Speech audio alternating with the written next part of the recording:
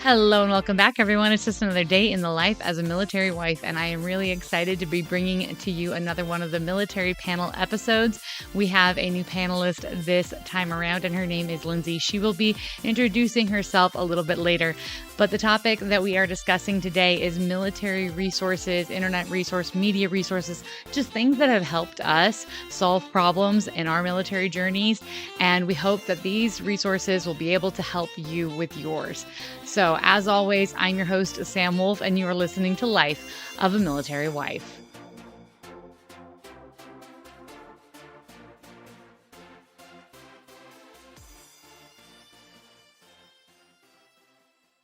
All right, so let's jump into our panel discussion. I just wanted to meet Erica because I hadn't met her yet.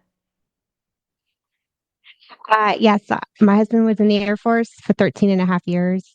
He was medically not retired out, but we took the severance and we're in Germany. We've been here for about 12 years.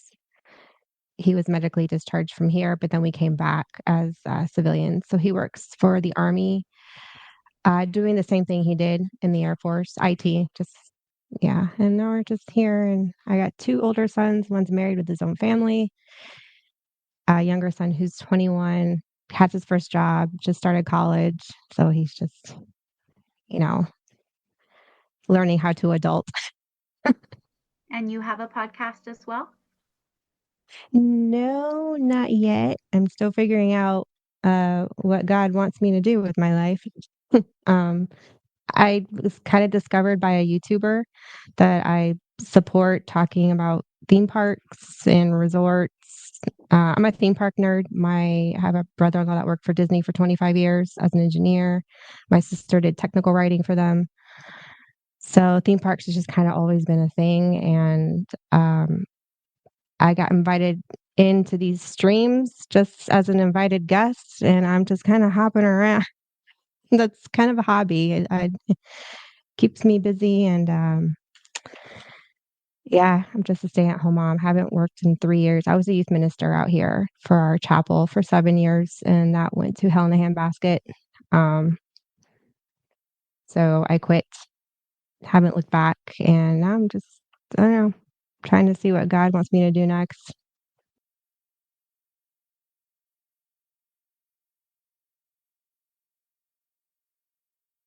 Let's actually quickly introduce ourselves because we've got a new panelist this time around.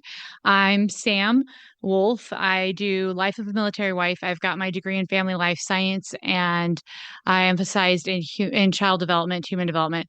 I'm a military spouse, Army spouse for 12 years, and I've got 4 kids.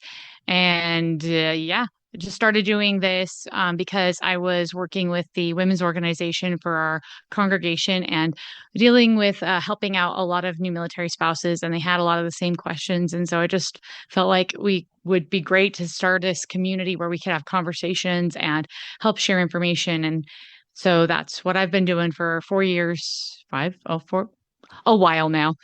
On top of, surviving the chasing around 4 children. So, how about Maria, you do a quick intro on you, and then Lindsay, introduce yourself because you're new for the panel this time around. Okay, I am Maria. I am a certified life coach through the Life Coach School. I'm starting my master's program sometime between June and the fall. I haven't decided when I'm going to start in marriage and family life counseling, so I'm kind of excited and really nervous. I homeschool our 2 youngest kids. We have 6 total, and so that keeps me pretty busy. My husband retired out of the Army after 21 years last May, so we're coming up almost out a year of retirement, and it's a whole new ball game figuring out the other side of things. Well, it's lovely to meet you all. My name is Lindsay Swoboda. I am an editor and a writer and soon to be author. I have a book coming out with Alvareza Publishing called Holding On and Letting Go, A Life in Motion this coming May, right before Military Spouse Appreciation Day, yay, on May 6th. My husband is currently active duty Marine Corps, but he will be retiring out this coming September at 21 years. We've been married for 17. A unique part of our story is that 10 of our years were spent OCONUS back to back. So we did 5 OCONUS moves right after the other. And in a previous life, I was a Carnival cruise ship dancer. I have 2 children, a 4-year-old and a 10-year-old, and I am currently homeschooling as well. And we have landed at Current in Texas. We'll see, the story is ... after this. Thank you for having me. Well, thank you guys all for joining this series of topics. We're going to be covering a lot of media stuff, which I think is apropos because the I think we all met through media. Erica, I met on the WDW Pro show because I found out she was military, and I'm like, they were asking her all the military questions. I'm like, oh, that's so cool. And then Maria and I found each other on a military spouses page and just clicked over that. And then Maria found Lindsay through media as well. So media is a huge thing in surviving military life. So as you get started in military life, there's a lot of resources on the internet, and some are helpful and some are not.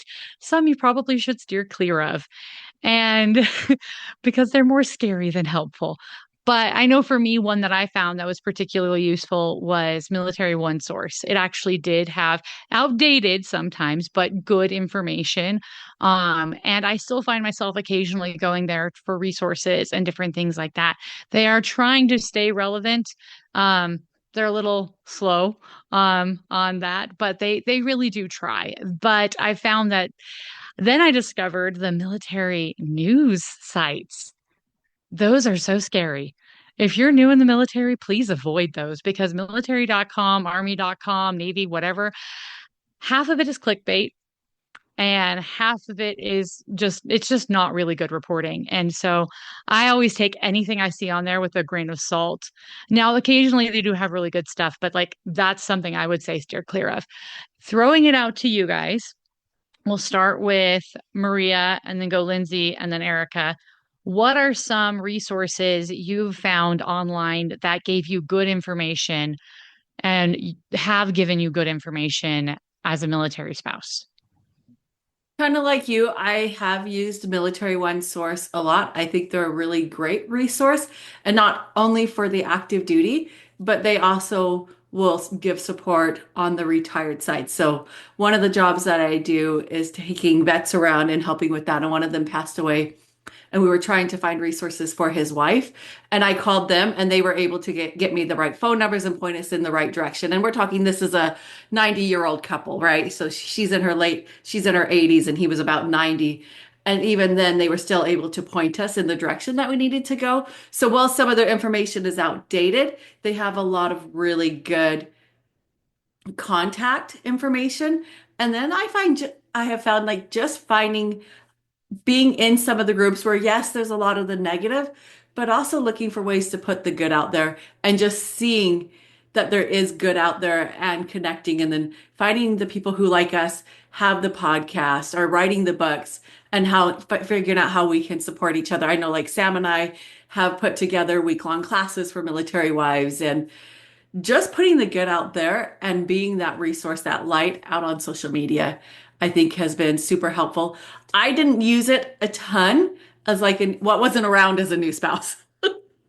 Lindsay, you guys know that it wasn't around for us. And so I think it's great that there is so much stuff out there now. And I think you just have to kind of dig through it and find what resonates with you individually. Would be kind of my thoughts on that.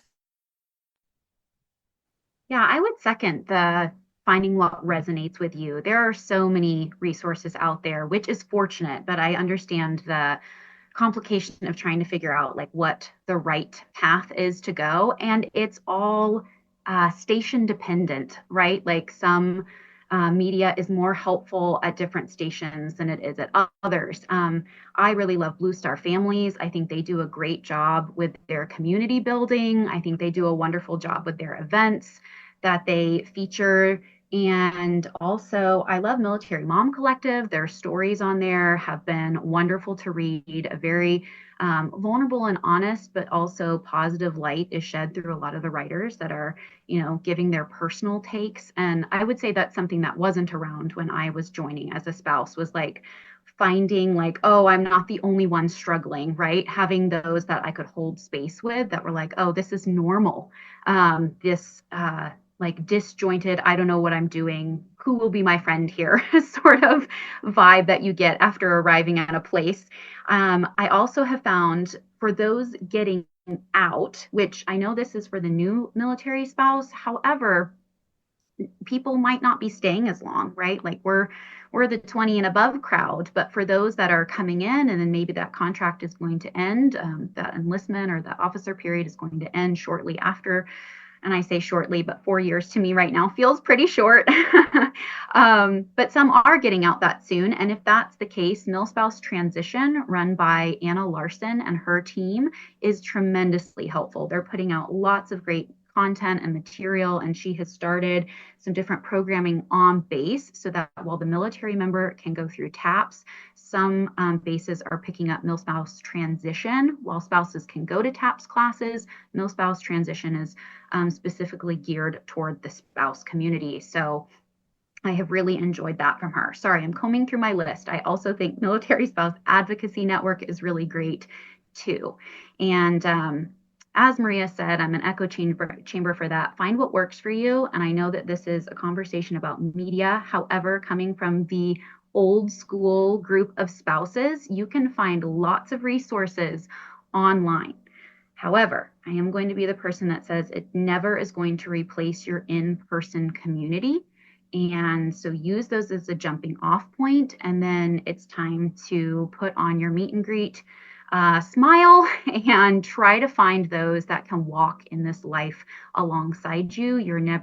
I have never regretted investing in a community. It was always my mission to feel terribly sad when we left a place because that meant to me that I had given my whole self to that place yet again. And I think that's really important for today's spouses, especially as we kind of have this loneliness epidemic stretching across our world. Like we have to get off the screen and into each other's conversations in person. You want me to go now? Okay. So I just recently, for the first time, had to use a family readiness center here at Ramstein, and our identity was stolen a few days ago, and I was told to go there because they could help walk me through steps to freeze my credit, and I didn't even know what that was. I had heard the phrase before, but that really nice financial advisor kind of walked me through steps. And my understanding is they do, I don't know what else they do, but I've heard the phrase, the organization for years, Family Readiness Center and then Family Advocacy and Military One Source. For the most part, when my husband joined in 2004, a lot of this technology wasn't around. So it's kind of, we've grown with it.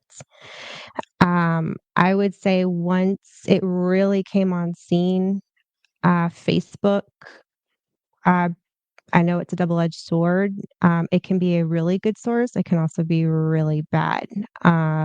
It has helped me to connect, just to ask general questions of where we're stationed and connect to specific groups where we're stationed so I can kind of know where I'm going, know what to ask for, maybe even translation because we're in Germany. So we have groups where Germans will come in and help translate things or even translate culturally, things that do and don't translate from American culture to German culture.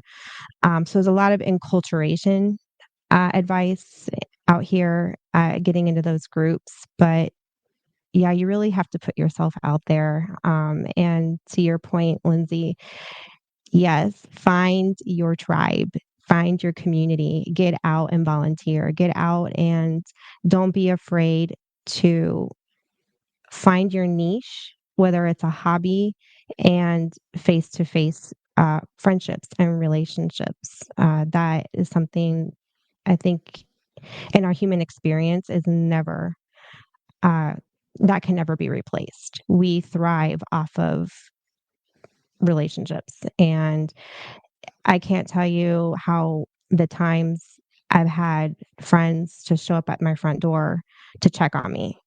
Are you okay? And I'll come in and we'll make coffee. And it's like you find your little military family. They're, that's what we call them. We call them military families. And you literally journey life together, even after you separate with those PCS seasons. But the social media helps us to stay in touch, you know. But then when they PCS, you still have to keep putting yourself out there, and meet new friends. It's like it never ends. It's always ongoing. That's pretty much all I have to say on that. Thank you, guys. Thank you, Erica. It's true. We have a lot of resources now that military spouses in the past didn't have access to. One thing that I'm just recently have started working on is a collaboration with Library of Congress to do the Veterans History Project.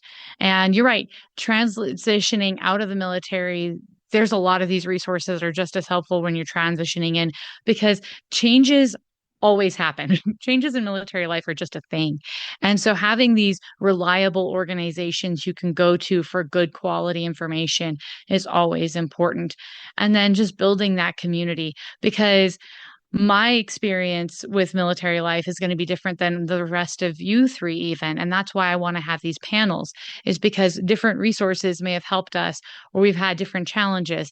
I'm not going to have every challenge that every other military spouse has had. There might be things I don't know that you do know, and that's why these discussions are just so important, and I'm so grateful for them. We have the opportunity to just support each other. And because of technology, when we have those moves, that tribe we've built, we don't have to leave behind. And I can make friends with people long distance that I've never served next to, like Maria and Erica. And now I'm getting to meet you, Lindsay, and this is awesome. And so we have this amazing ability to tech flex and use technology to build that tribe even more so. And that is just a huge blessing, I think, in general. I want to give a huge shout out to the fabulous women who were on this panel with me. Lindsay, I really do hope that the launch of your book goes well in this coming month. Please keep us informed on what's going on with that. Thank you again, Erica and Maria, also for participating. Your insights are always valued and appreciated.